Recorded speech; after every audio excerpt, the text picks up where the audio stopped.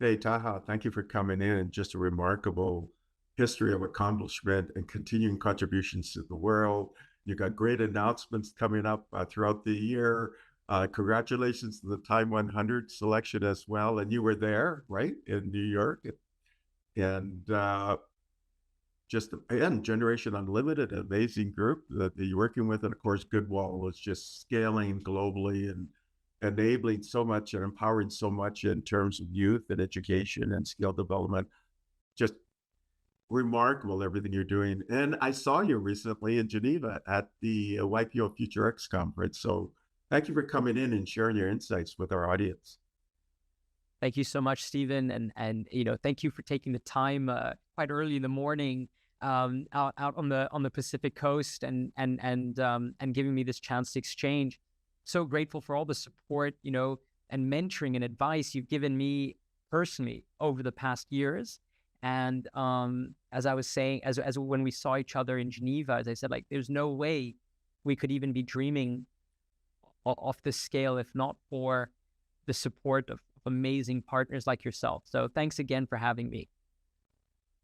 So Taha, maybe you can bring us up to date on some of the things that have occurred within this past year, and I know you got breaking news, but you can't release it yet. So maybe you can give us hints of some of the things that are happening with Goodwill, and if you can describe Goodwill, what is Goodwill? So thanks, Stephen. So think of it as LinkedIn meets TikTok for the next generation. The goal of Goodwall is really to help young people who don't have a network, who don't have that centralized credentialing, and who don't have that tier one work experience. How can we help them showcase themselves when they don't have much to show? How can we help them connect to a community of what we call hype masters when they don't have that support around them? And how can we access opportunities, scholarships, internships, and jobs when they don't have that access? So what we've done is we've built this platform. Think of it as a mobile app that is fun, that's engaging. And last year, we reached 90 million young people around the world.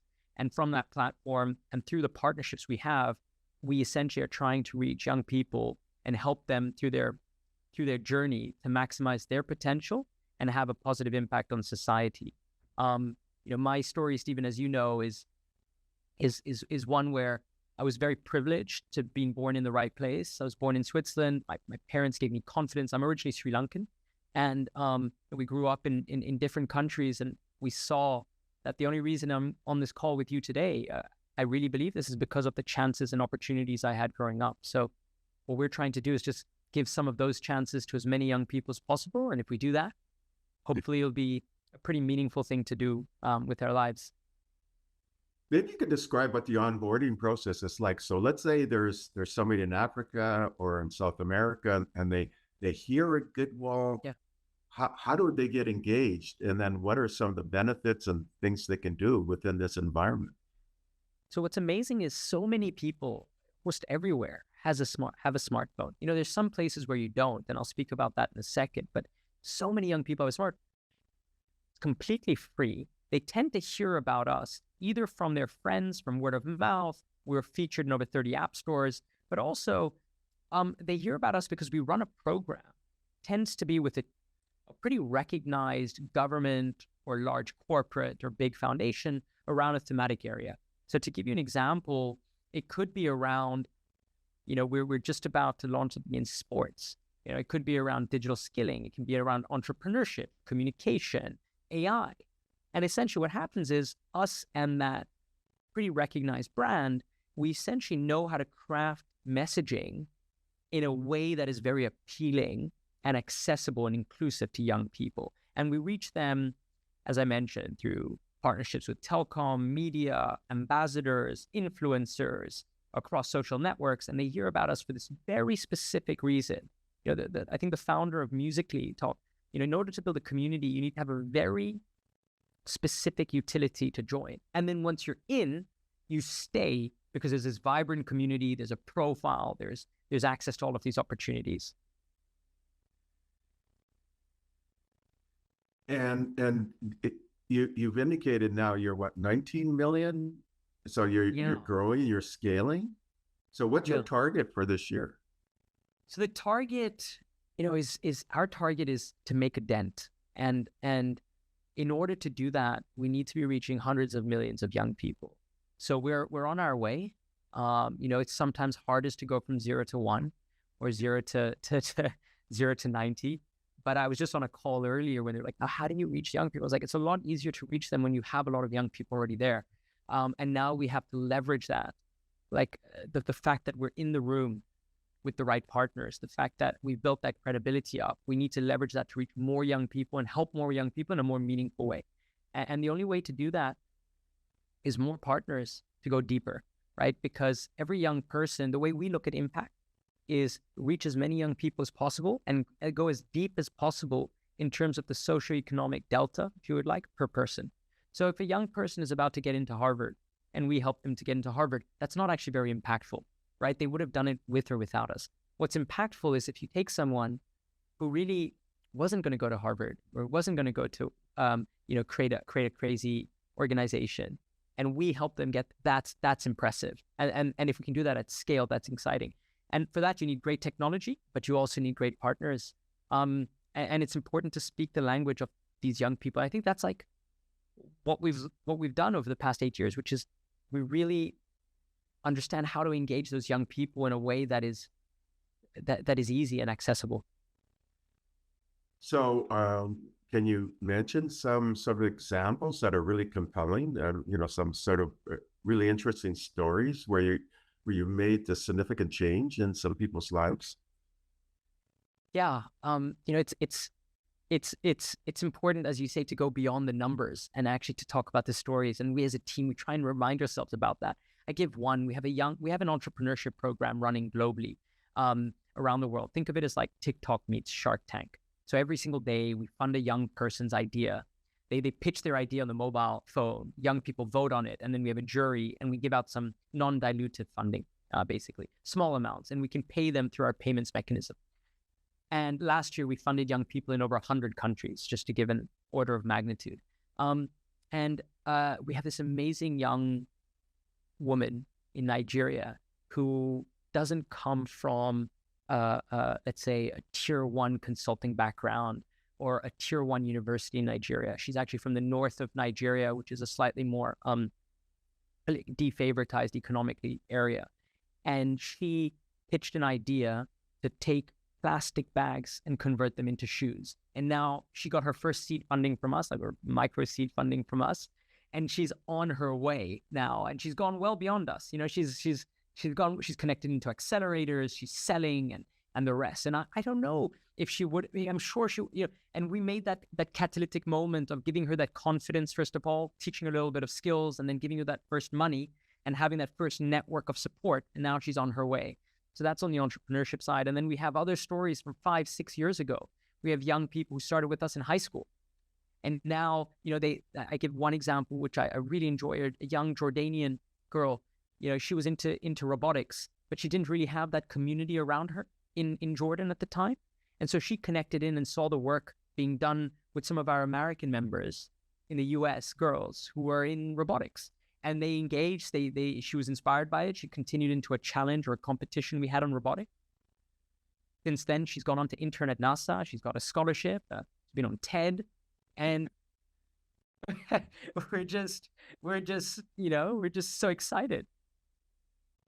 Those are really, really, really interesting stories. So can they read up about them on your website or anything like that when they go to Goodwall? Absolutely. You can see them on our website, but we're also looking at now systematically telling the stories of our young people. So what we're really excited to announce in the next few months will be essentially showing systematically the success stories of our young people across our social media, but also on the website, because it's so important for other young people to systematically see these successes. So to your point, young people believe when they see other young people that they can identify with succeeding, right? So if I show Stephen's story, which is like an incredibly inspiring story, they're not going to relate to it. They'll be like, oh, he's so educated. He's had all of this. He's done all of this. We used to host series with CEOs of pretty significant organizations to come speak to our young people. We have less engagement for the CEO discussions than we do for a young person who's like a junior data scientist at 25, we get more engagement. So I think that role modeling is so important. You go on Goodwall though, those stories are shared and we celebrate their successes every day. That's remarkable. So how do you handle the scaling that's occurring now? And for those who are kind of tech oriented in the audience, how are you managing all of that? So you must be in the cloud, and you got a UI through mobile platforms. Can they actually access it through a website as well? I mean, what are the different ways they can access Goodwall? Yeah, so exactly as you say, from a mobile perspective, we went native from a language perspective. We just wanted to make sure that it was scalable, especially given the social networking elements of the platform. It was scalable, it was as fast as possible, and we're working on making it as light as possible, given the young people that we access. And then from an architecture, microservices, and it's amazing what you can do today, thanks to the let's say the cloud providers that are out there in terms of scale. Operate in multiple languages around the world with video first, and we're able to do that with a pretty lean team thanks to incredible cloud providers. And now, what's exciting for us, the next level for us is, given we're working with government and others in terms of the different data requirements, we're also able to fulfill thanks to our partnerships. So technology partnerships and partnerships that are that are in work. So we just we're able to, thanks to like good fundamentals, like we started off, we leverage functional programming on the back end, which allows us to be able to work at scale, and it scales pretty well. I was just speaking to an organization yesterday who was telling me about a certain language that they use. They're like, we have all kinds of problems, and I was like, yeah, I can't imagine why. And so sometimes it's just about doing the right things in terms of what you choose, and maybe taking a bit more time when you start to then be ready to be able to scale. In terms of moderation, in terms of community management, which is definitely something that's very important to us because safety is so important. Safety on various fronts. One is safety, but then the other is, Goodwall operates because it's like a ray of positivity. In a world with so much negativity and hate, you go onto certain networks. Goodwall is a place where if you go on there, you just see people celebrating each other and just like encouraging each other and supporting each other. That requires very careful and attentive management of the community. So what we do is, of course, we have scripts running and AI running to make sure that that there's nothing abusive happening. But we also have very, very clear policies and rules of the game. Every network has a rule, like rules of the game. YPO has rules, Facebook has rules. And our rules are, you're here to support each other and we're here to improve each other. That's what this is about. We're not here to share certain things that are better shared elsewhere. And so we're very careful about that. And we leverage our ambassadors and our community to enforce that. So you're looking at different stakeholders you're working with, and let's look at the value, the omni win. A good friend of mine talks about this omni where it's shared value and shared win. And so you're working with government. What's the value of government supporting you? And what's the value to your audience of what in your community, but what's the value to government? And then we'll go down the list to each one of your stakeholders. The different stakeholders. Perfect. Yeah. So if we start with government, most governments around have a significant priority in making sure that their engine is appropriately prepared for the future of work. So we were speaking about this, Stephen, you've spoken a lot about this for years, about, the changes and the accelerated changes that are taking place in industry because of AI, because of technology, because of changing demographics, because of climate change. And so there is a strong mandate of government to make sure that their people are ready for that. And unfortunately, the institutions that are in play, mostly educational, are just not set up to do so. So what they come to us for is helping young people be inspired, be engaged, prepare for the future of work by helping them build up their skills on a pathway, either entrepreneurial or towards jobs within their country. So in the Middle East, for example, we're working on this within various industries, including tourism, because we're helping, as they're going through an economic boom, let's say, how do you make sure that they have the talent and the local talent to be able to do that? So what we're doing is we're essentially helping a government there prepare a pathway for their young people as they connect to opportunity at scale, and they leverage our technology to do so and our expertise in engaging young people to do so. What's in it for the young person, of course, is that they get access to relevant skills that are necessary for the future of work.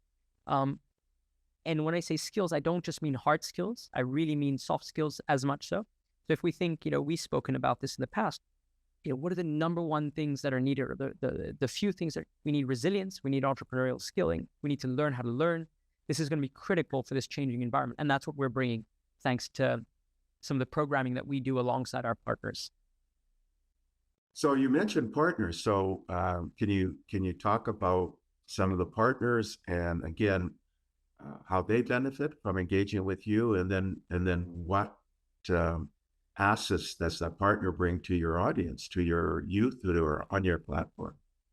Yeah. So we're very, very fortunate. We really are quite selective with who we work with. We work with partners that are value aligned and that are authentically trying to connect and support young people to be the best versions of themselves. And if they're authentically willing to do that, and they're willing to go through our process, we can drive them significant returns. And there are three principal stakeholders. We have the government that I mentioned. Work with us and we will help you achieve your KPIs as a government to mobilize your young people to achieve the results they need. A failure to do so will be cataclysmic to most governments, but being able to do so differentiates you in this competitive global environment. That's number one. The corporates we work with are essentially trying to position themselves, or looking to position themselves, as saying that for employer branding, to future talent pipelining in this very competitive talent environment, to be able to position themselves towards their future consumers as being like, we are authentically doing. We're not just talking about things. We're actually doing, and we're serving you. And that can come out of corporate communications, ESG, or talent. And then we have impact organizations. So United Nations, different large foundations that are mandated to essentially serve young people and bridge the opportunity gap. And we work with them by bringing our expertise and our technology to essentially do this in a scalable way at the lowest possible cost. And so to name some, we work with various amazing Fortune 500s. We work with the UN, and we work with different NGOs. To name two, I'm on the board of Generation Unlimited, which is just an incredible organization that I'm very proud to work with as Goodwall and myself individually, because they brought together this unique concept of a public-private partnership with youth at the center to achieve scalable change, right? The opportunity gap that is widening is huge. How do we make sure that no one is left behind? Well, Gen U's approach has been bring together some of the leading corporates in the world, the chairman of the CEO of Unilever, SAP, Microsoft, etc., alongside some of the leading non-for-profit organizations in the world. And then you bring in some innovators like us, and you combine this together, and you try and achieve exponential change. And I think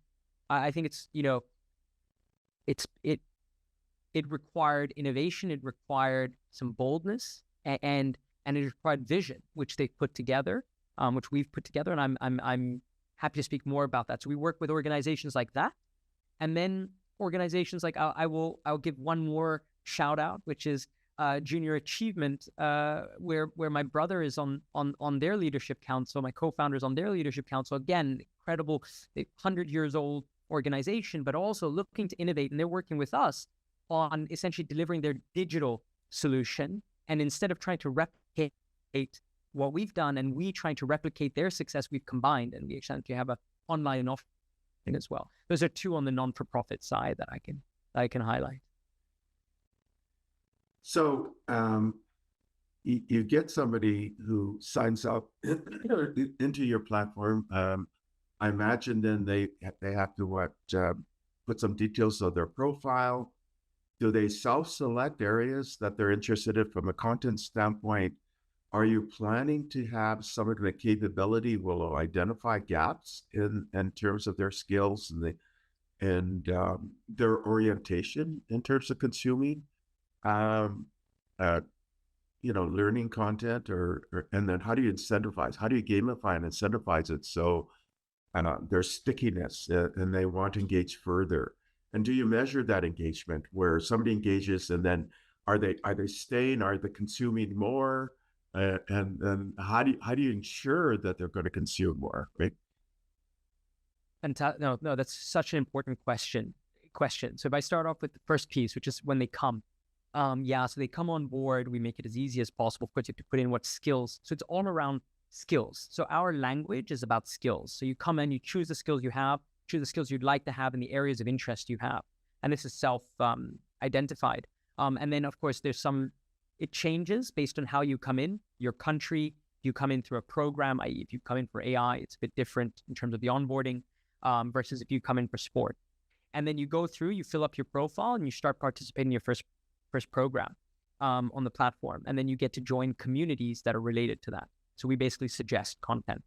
And you have a feed which is quite intelligent. So it's recommending content and people that will inspire you and that you'd like to connect to, and that will show you as a result what you can do.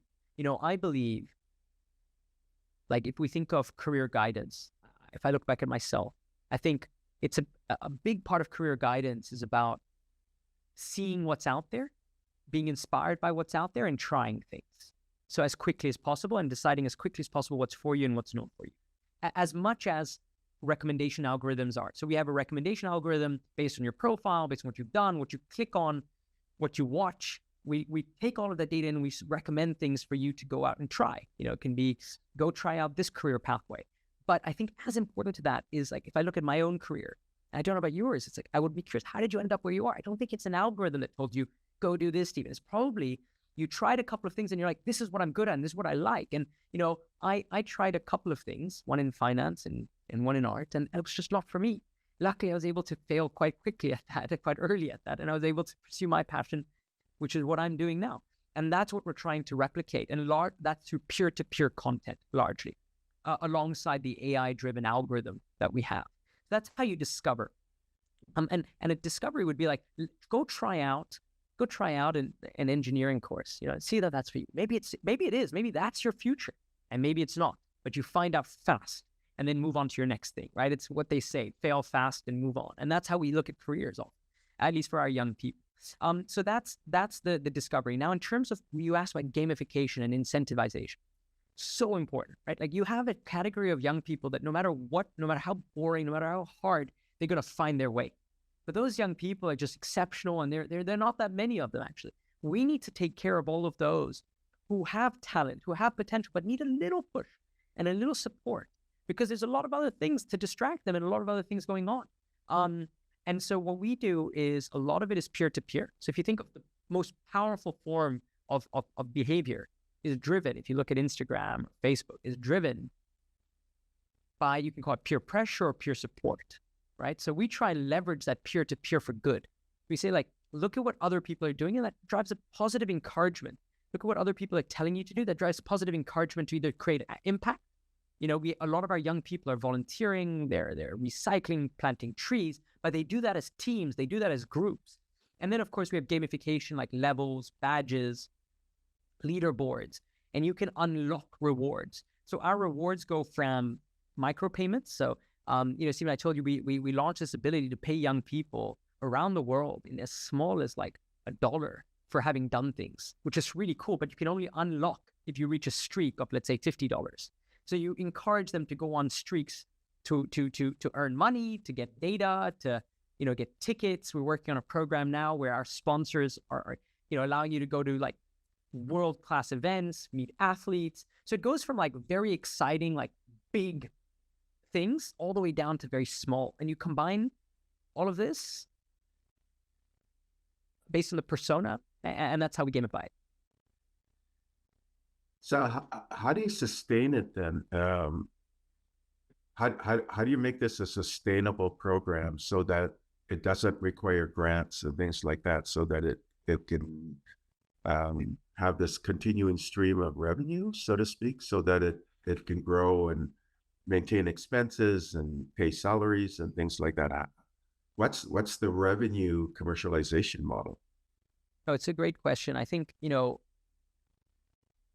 we thought from day one, if we're going to embark on this dream, it had to be scalable. But in order to be scalable, you need a sustainable model. Essentially, if you want to build, great tech, you can't be grant reliant because donors have different requirements and different decisions. So you can't be strategic over a period of time. Everything we've built because it's the best interest of our community, not because somebody asked us for it or paid us for it, right? And the only way to do that, I believe, or the best one way to do that, at least the way for us to do that, was by building a social enterprise, which means you have a for-profit and a non-for-profit arm. So the for-profit vehicle of Goodwall, which has equity holders, strategic investors, allows us to cover all of our operating costs, allows us to cover our expansion and our R&D investments and the rest. And then the non-for-profit arm allows us to work with the most marginalized communities where the markets don't work, right? Like where we're not able to essentially have a for-profit model. So as a result, you rely on government funding or grant funding to make sure we reach the most marginalized young people. And we can co-invest on that. But on the for-profit side, what we do is we essentially are giving access to large corporates to be able to essentially employ and engage young people at scale. And that's our model. Besides that, it's governments being able to leverage our tech and our methodology to be able to engage and connect to young people. So that's our model. Leveraging the platform, kind of somewhere in between TikTok and LinkedIn, if you'd like, as a business model. But I think what makes us special is that we have that social enterprise like baked in. It's like take that investment and take this amazing technology and make sure we're also serving those who need it most. And that way we leave no one behind. And that's the future. The future talent pool of the world is very likely to be Africa, just looking at demographics. And we're there first. And so it's like, there's a strong ethical reason to do this, but it actually makes commercial sense in the long run too. And it'll have to if we're to achieve scale. Otherwise, there are many organizations and foundations, that have amazing objectives, but it's almost impossible to reach scale over time unless you have a viable commercial model attached to it. So you've got 19 million and you're scaling towards 100 million, but you really want hundreds of millions, and which would be a significant percentage of the global youth, right? So, and there's research to indicate that if you get 3.5% of any population, then you can create systemic change, right? Or systemic transformation. Do you have any kind of goals in that area as well to help transform the world in a positive direction? Because you have these communities that are within your platform, Goodwall, and do you have a way of you definitely would have a way of segmenting those different communities based on interests? And are you planning then some kind of festival where in person they can come together, so it's not just virtual? Yeah. Okay. So you're giving me some ideas here, Stephen, as usual. Like on the segmentation and interests, yes. So they basically form their own communities. So you have group chats and threads, a little bit like, think of it as like Discord meets Reddit in terms of the group functionality and the rest around certain topics. And so that's number one. And like part of the rules of the game, so every community has rules of the game. Our rules of the game are be the best version of yourself and impact society positively. And like, if you look at this generation, it is very important to them to have purpose and to have an impact.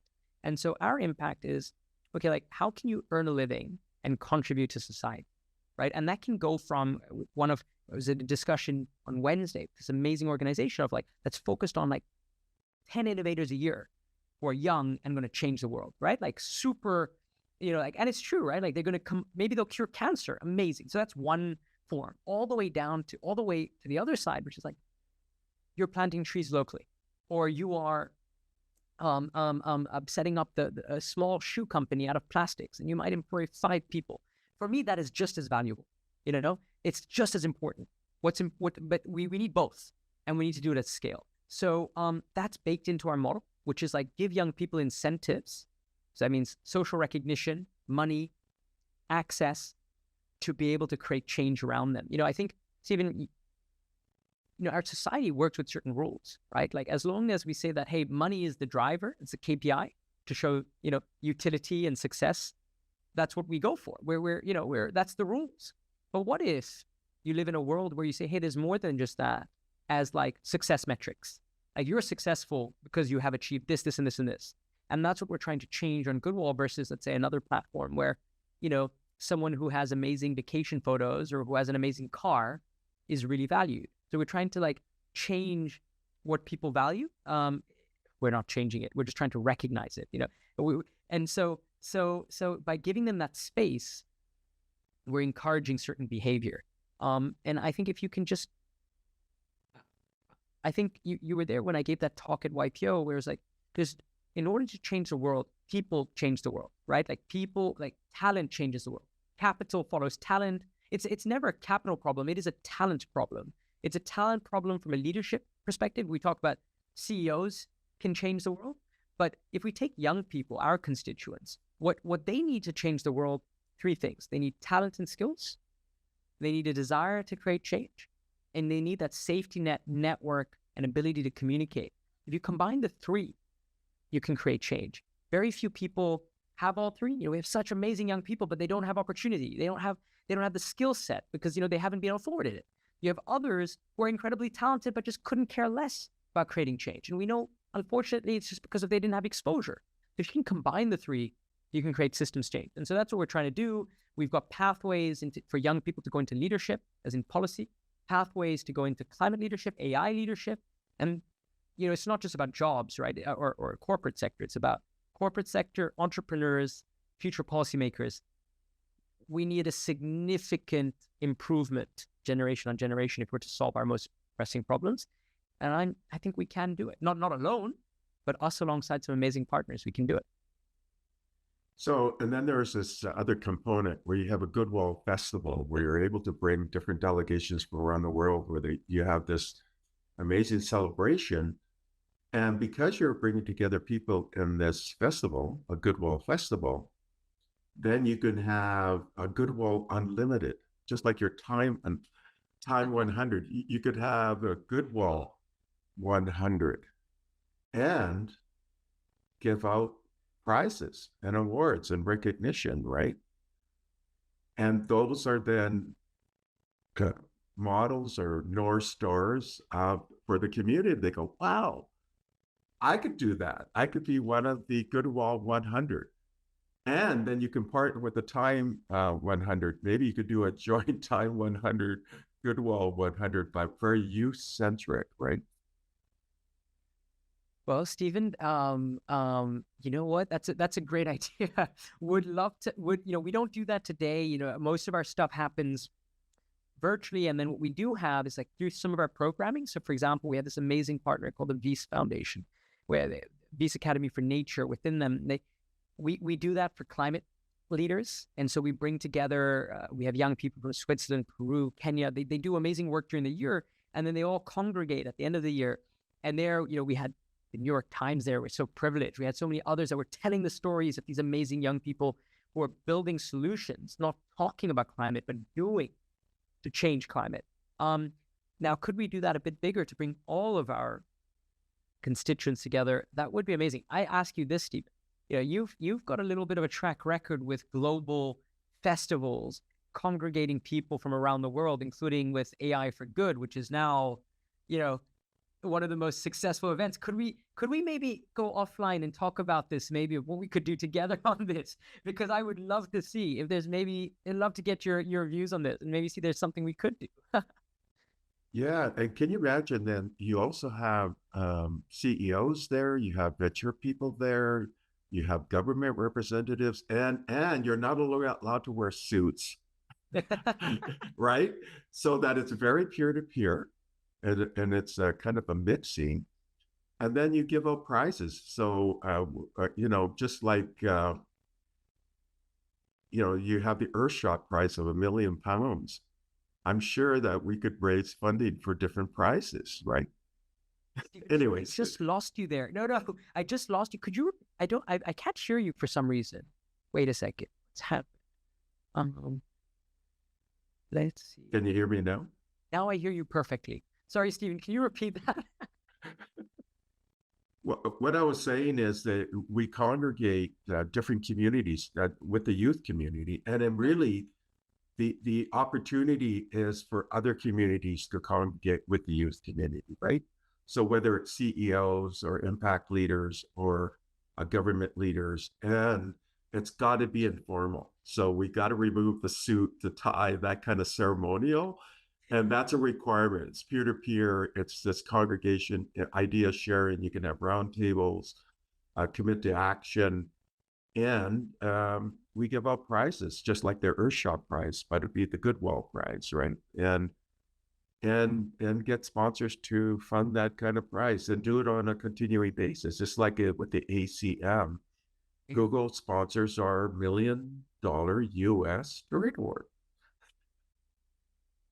Yeah. I mean, it's exciting. I think that would be amazing. Honestly, like for our young people, it would be so cool. Yeah. It would add something to it because, it's physical does help. We see how amazing time is. Others are. It's just like, wow, and then on the other side, for the partners, I think there's really so much to learn from these young people, like so much for all of us, like, because that diversity of thought, we know how powerful it can be as you're looking to, to change as businesses, as industries.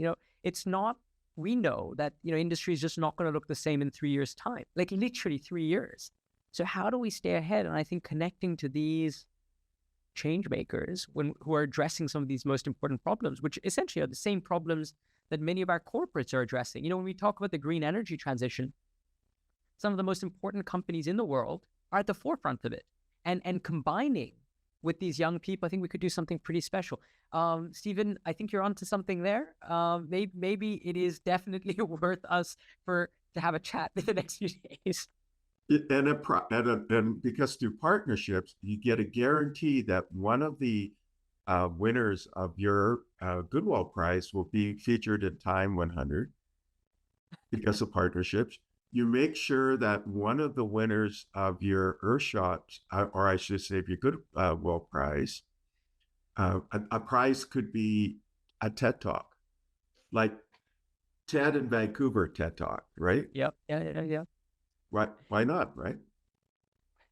Absolutely.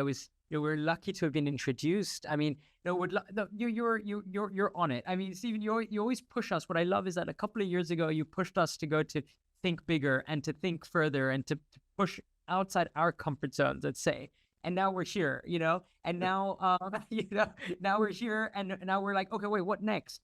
And I love that. And I mean, we need to, let me talk about this with a couple of our partners to see what they think. So let's talk about some of the things so in our closing moments, and I got back-to-back interviews. I got 4 interviews this morning. Right. We have to end a little bit earlier, but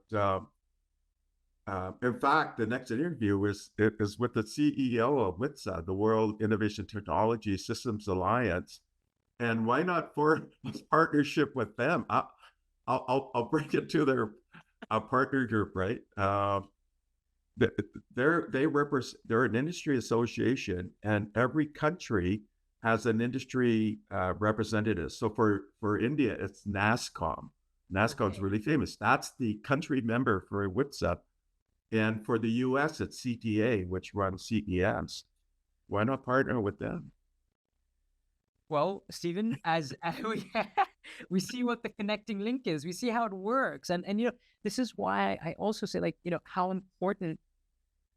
I was lucky last night. We were on a call with a friend and a fellow YPO who's speaking to me quite late about like what we need to do on this particular program, and he was basically saying you need to do 100x, right, in terms of dreaming, and it's only because he was saying something like, there's almost no one that we can't reach, and that is when you have senior individuals who have earned their stripes, like yourself, Stephen, like Kike last night, who were like, look, I'm going to make an effort and go beyond my, just my remit.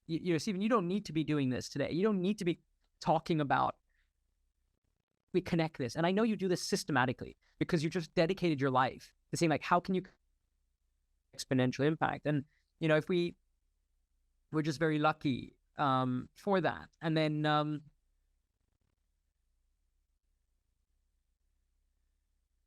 Stephen, have I lost you? Yeah, you froze a bit, but Oh, you're I back. froze. I'm back. Saying, how individuals like yourselves, like Kike, like putting their networks to work, putting their knowledge and insights to work is is how you can dream bigger, right? Because otherwise you're all in your little silos. Like, we're just doing our little thing and we're like, hey, we're trying, but then you of course you're operating on different in different circles in different fields, and that just is a game changer. So thank you, Stephen. I just wanted like little thank you. And for those who might be in similar positions as Stephen, like, I can't tell you how impactful it is, because it's just like, you really do. It's a bit corny to say this, or cliche to say like that 1+1 is equal to 11. And then all of a sudden you're doing things that you could never have thought were achievable. Yeah, it just occurred to me too. I mean, I'm actually speaking at the Sistal Institute just in about 10 days, and it's really intimate. So we have a private dinner at night. We have a breakfast. There's only two groups of speakers. There's one group at a fireside with the chair, and that's myself and David Rue, who's the chief medical officer for Microsoft, and I arranged to have them do this, and then just one other one, which is local CEOs, and then we get into roundtables of Take It Into Action, and there's over 400, and all of them are focused on CSR. Oh, The purpose of this conference is CSR, right? So,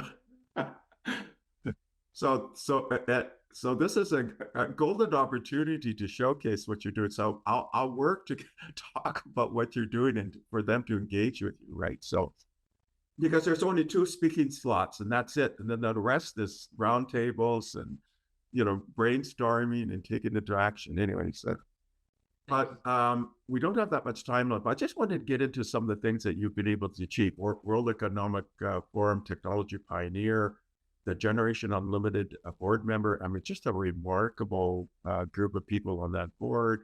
Forbes 30 under 30, Entrepreneur Magazine 15 under 30. I mean, 5X, the Land Magazine 40 under 40, member of the Generation Unlimited Global Leadership Council, hosted by UNICEF, member of Young Presidents Organization, ADECO Foundation Advisory Council, lecturer on entrepreneurship and innovation with the Swiss Government Initiative, two-time TEDx speaker. I can TED speaker. Featured on the front cover of Fast Company and now the Time 100. Time 100 is a pretty significant achievement. I mean, all of these are pretty significant achievements. So how did you get the word for each one of these? Or how do you find out? Is it like a phone call? Somebody calls you and says, hey, by the way, you how do you know? And then what do you feel? Because you can leverage it, right? To scale the messaging, to get more people to partner, to get greater adoption, right? So no, I think we're just very blessed and very privileged. But I think it's at the end it's the hard work of our team, it's the hard work of our partners, it's a risk that our backers took. Stephen, think about yourself, and you know many of our backers, and they believed in us when it wasn't easy to believe in us, let's say. And that makes the difference. The team that believed and said, we're going to dedicate our lives to this and making this happen. And that's what counts. It just so happens that, I show up for the, and I don't enjoy it actually, because I'm taking a little bit of the recognition when it's actually not me. It's the team. It's the backers. It's our amazing partners. You mentioned GenU and you mentioned some of our other partners. Like, they believed in us too and said like, no, we're going to do this. And for that, I'm eternally grateful. And so our success, or let's say some of the individual accolades I've received, are just a reflection of those 3 constituents: our backers, our team, and our amazing partners. How do I feel about it? I feel exactly what you mentioned. So you know me a little bit. You know that every achievement or every, let's say, level we or door we enter into means that I think the pressure and the responsibility on us goes up to leverage that to achieve more change, because there are many people that want to create change in this world. Many, many, many. But almost none of them will have the chance to talk to you in the way I am today. And almost none of them will be in some of those rooms and areas that we talk there. As you say, we do have to leverage it to do more. In fact, at Waikio Future X, did you talk to Greg Hagan by any chance, a CCS fundraising? I think you did, right? I did, and we've got a call coming up. I just saw on my calendar, we've got a call coming up in a few days. Okay, that's great. Really excited for that. No, just a wonderful human being. Yeah. Yeah, in fact, I'm the one who arranged him to be in the Future X conference. There you are. Yeah, and he's chairing this Taha Institute. He's chairing that conference with the 400 CSR CEOs. So, Well, say hi to him when you see him. yeah, I will. I'll definitely prod him that he has to engage with you, right? So, okay, just time for one last question, and then I have to go into my interview with the CEO of WITSA, this World Innovation Technology Systems Alliance. What final action and engagements or recommendations you want, or questions do you want to throw out to the audience that they should be considering? My question would be, as CEOs or leaders of industry or leaders of companies would be, how can we link your commercial activity to change the world? And I think we all have it, we all have it in us, and doing so will most likely lead to more commercial gain as well, but also go well beyond that. And I think the combination of the two, like you have, Stephen, maybe not as much as you have, but like I think we all have it in us. So and if you're interested in connecting to youth, do reach out.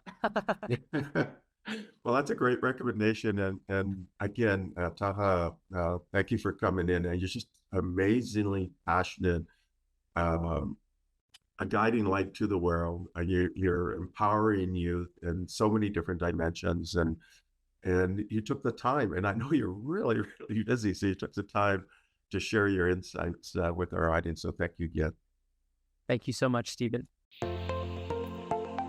Thank you for listening to the Brand Called You videocast and podcast, a platform that brings you knowledge, experience, and wisdom of hundreds of successful individuals from around the world. Do visit our website www.tbcy.in to watch and listen to the stories of many more individuals. You can also follow us on YouTube, Facebook, Instagram, and Twitter. Just search for the Brand Called You.